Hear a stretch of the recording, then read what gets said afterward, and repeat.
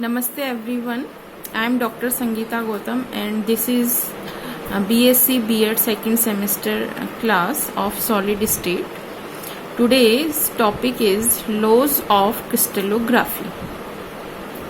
Crystallography is the branch of science which deals with the geometry, properties and structure of crystals and crystalline substance. It is based on three fundamental laws. First law is the law of constancy of interfacial angles. This is also known as Steno laws. Second law is the law of rational indices, which also include the third law, which is known as the law of symmetry, the law of symmetry elements. Third law is law of symmetry elements, right? So we start here the first law of constancy of interfacial angles. According to this law, the size of the phases or even shapes of crystals of a substance may vary with conditions of crystallization, but the interfacial angles between any two corners corresponding to phases, any crystals of the two corresponding phases of the crystal are always constant.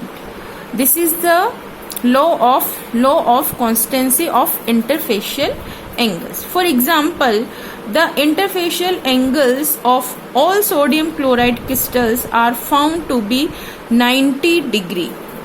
Irrespective of the size and shape of phases.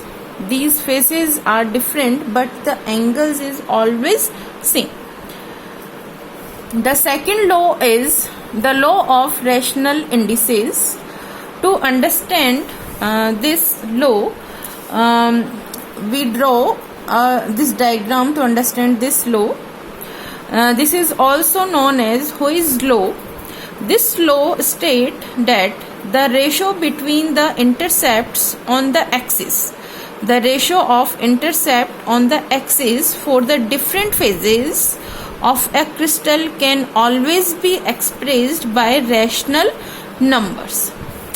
Let OX, OY and OZ, the three crystallographic axes, ABC, capital A, B, C be the unit cell, and L, M and N be the plane of the crystal.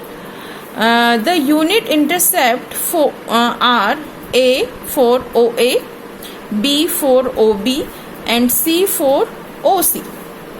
For the plane LMN, the intercept will be OL, OM and ON. Thus, where OL is equals to 2A, OM is equals to 4B and ON is 3C. Thus, the intercept for the plane are the ratio of 2A, 3C and 4B, where 2, 3, 4 are the simple integral whole number and are known as Wiss indices. It must be noted that it is not necessary the Wiss indices are always simple integral number. They may be fractional or even infinity.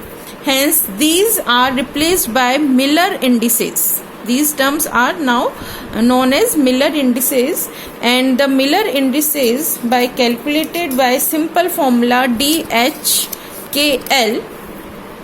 is equals to A upon root H square, K square and L square, where HKL is Miller indices. Thank you so much guys to understand me and listen me. Stay home, stay safe. Thank you.